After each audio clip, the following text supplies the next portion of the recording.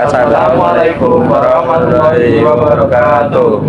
Kami dari kelas 9C, kelompok 9, sekarang berada di sebuah sanggar yang bernama Singobowo. Perkenalkan, nama saya Steve Dewi Basori dari kelas 9C, nomor absen 35. Perkenalkan, nama saya Muhammad Revan Abdillah, absen 27 dari kelas 9C. Perkenalkan, nama saya Muhammad Lingga Hidratma, absen 20 dari kelas 9C. Dan saya Muhammad Nazil Ilham, absen 23 dari kelas 9C. Di sini kami akan mewawancarai seorang tokoh budaya, yaitu pelestari budaya sekaligus pemilik sanggar.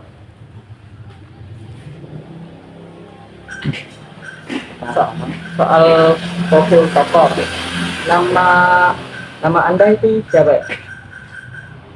Nama saya Haji Prabowo atau biasa dipanggil Haji Bowo atau Abah Bowo. Iya. Kalau soal umur Saya 61 tahun. Asal Probolinggo asli. profesi atau peran? Sebagai pembina sanggar sekaligus pelatih sanggar. Mana ada?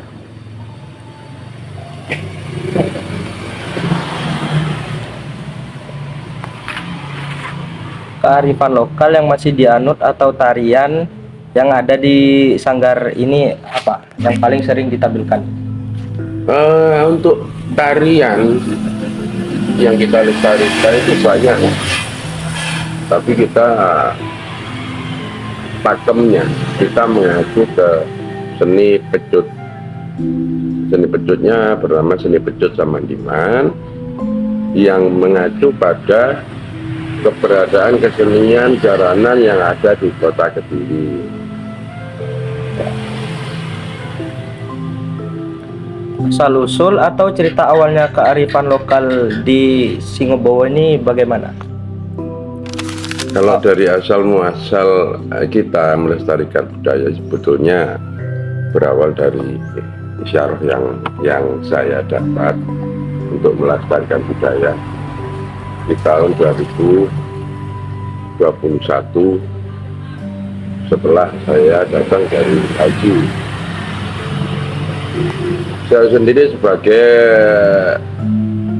pelaku pecut Samandiman sekaligus tetua pecut se-Indonesia kepingin merangkul anak-anak yang notabene-nya kurang beruntung, yatim piatu, terlantar, keluarganya broken home. Kepingin saya ajari kesenian sekaligus kita memberi pelajaran agama termasuk adab dan sopan juga ngajinya.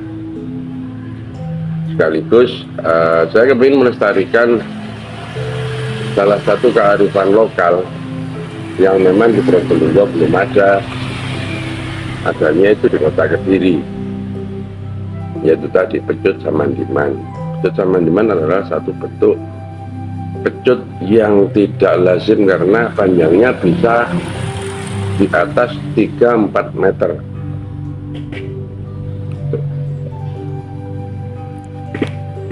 Kalau dari asal usul seni pecut sendiri, apakah Bapak ada ceritanya?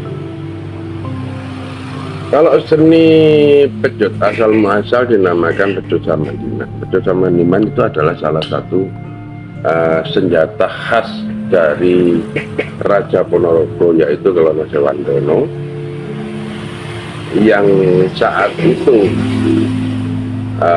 melamar dari Songgolangit dari Ponorogo ke kota Kediri. Singkat cerita,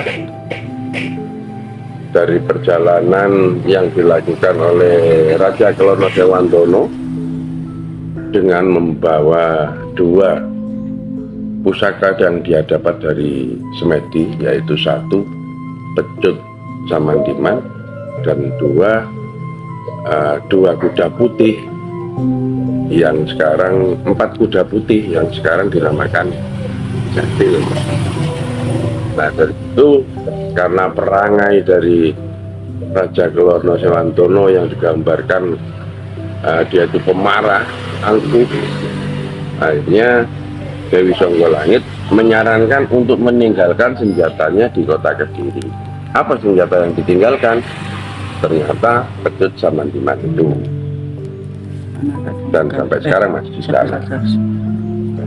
Kalau maknanya sendiri, maksudnya bukan asal-usulnya, tapi makna dari seni pecut itu apa? Kalau mana dari seni pecut itu ada 4 yang kita gali, yaitu Wiroso, Wirogo, Wiromo, dan Wiruha. Kalau Wiroso itu perasaan kita harus menyatu dengan sesuatu yang kita sebut dengan gaman. Gaman adalah ageman yang membuat kita nyaman atau senjata. Nah, kalau di sini senjata itu adalah pecut. Jadi Wiroso itu dimana cara kita menyatu perasaan kita dengan senjata kita. Terus Wirogo itu adalah olah badan. Wirogo ya, rogo itu badan.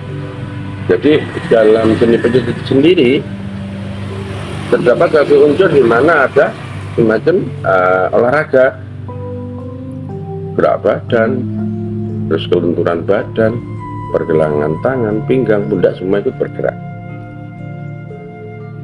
Wirogo, Wiromo itu adalah satu keselarasan.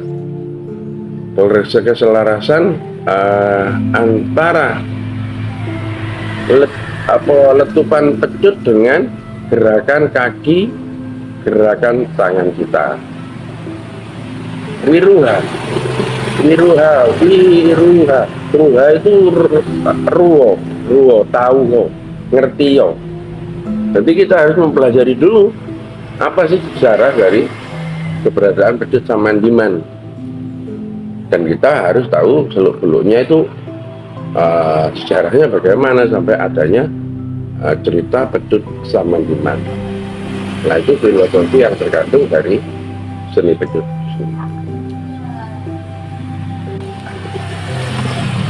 Kalau boleh tahu siapa saja yang mengikuti sanggar ini, dan kebanyakan itu yang mengikuti sanggar ini dimulai dari umur berapa gitu?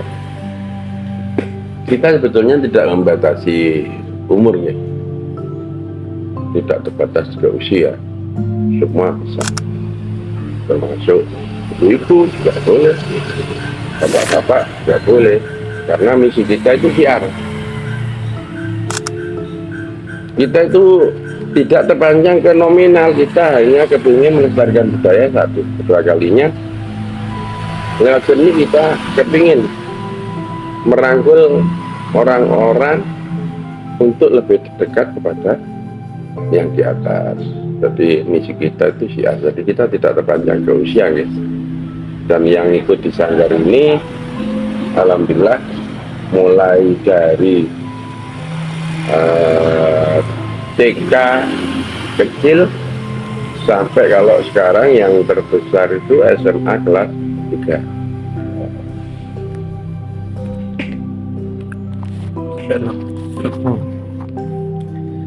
Dan juga kalau boleh tahu setiap kapan latihannya, boleh disebutkan harinya sama dari jam berapa sampai jam berapa? Untuk latihan rutinnya kita biasanya di hari Selasa atau Rabu, dan di malam Minggu kita biasanya ke Geladak Serang. Kita latihan di Geladak Serang sekaligus ngamen. Kenapa? Kita butuh dana support untuk kelanjutan dari sanggar ini, termasuk untuk konsumsinya anak-anak. Untuk jam latihannya sendiri kita mulai setelah habis sholat Isya sampai jam 9. Hmm. Properti apa saja yang digunakan dan fungsi propertinya itu apa? Boleh disebutkan salah satunya saja. Kalau properti yang digunakan, karena kita ini intinya sanggar pemecutan, jadi propertinya itu pecut. Pecut yang kita buat sendiri, kita racik sendiri, mulai dari pecut belajar yang panjangnya 1,5 sampai ke pecut profesional. Profesional dalam artian yang memakai itu anak-anak, tapi mereka sudah punya skill yang mumpuni. Panjangnya kurang lebih sekitar 4 meter. Itu sudah yang paling panjang 4 meter itu. Ada yang paling panjang lagi, Kalau boleh tahu itu pecut apa namanya? pecut Saman Diman. Oh, yang sama Diman tadi. Iya. Mati.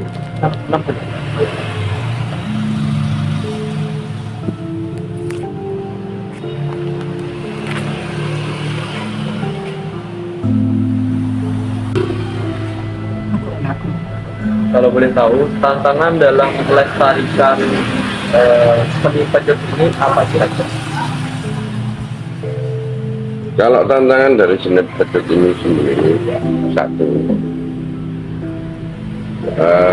untuk wilayah Probolinggo, mereka kurang memahami apa yang dibawa dalam misi pecut itu sendiri. Dua, karena memang bunyinya keras, rata-rata orang takut, dan ketakutan mereka itu beralasan karena memang suaranya tidak seperti suara pecut sapi, pecut kerapan. Nah, itu yang jadi kendala. Terus di sisi lain, untuk perkembangan kesenian pecut di Probolinggo itu masih belum menyebar ke seluruh pelosok, tapi orang sudah tahu dan mereka masih bertanya-tanya apa sih gunanya kita belajar dari sini. Gitu.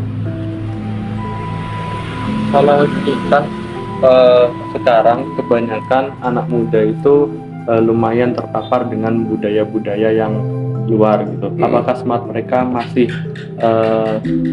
kuat untuk belajar budaya seperti ini?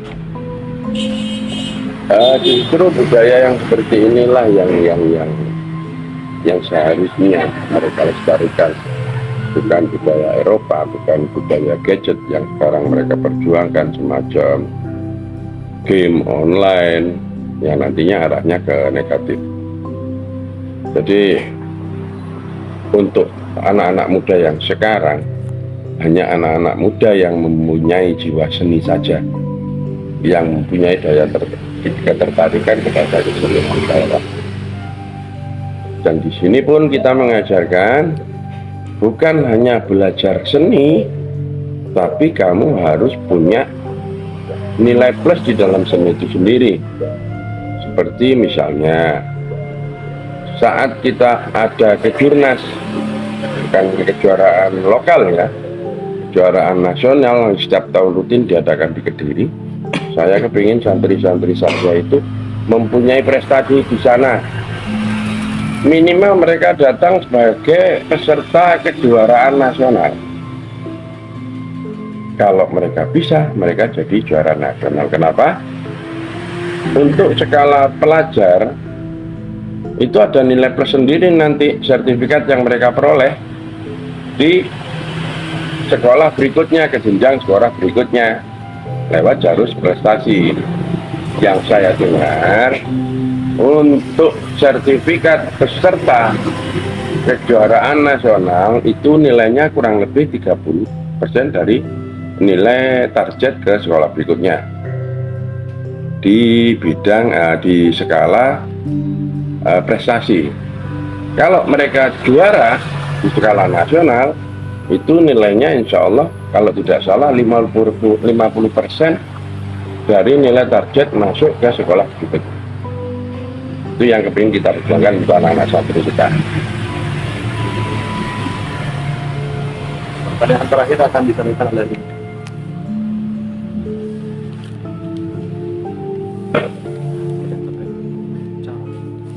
Cara atau strategi atau solusi untuk mempertahankan kearifan lokal tersebut.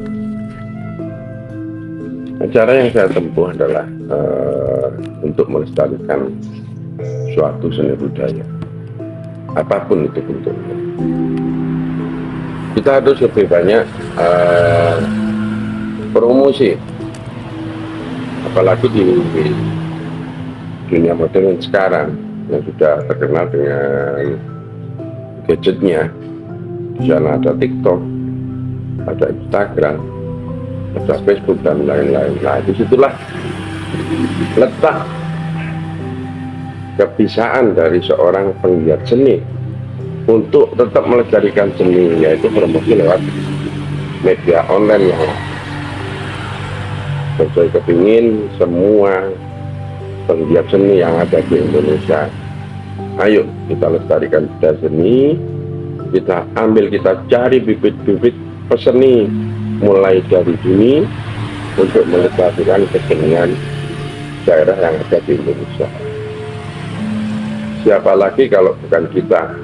Tidak mungkin orang asing yang akan melestarikan. Sedangkan kesenian kita sudah diklaim di banyak negara dan dicoba untuk diakui di banyak negara. Tapi tetap pelestari seni terletak kepada generasi penerus yang akan datang. Baik, terima kasih atas segala jawaban yang sudah diberikan. Sekian presentasi, sekian wawancara dari kelompok 9. Kami pamit undur diri.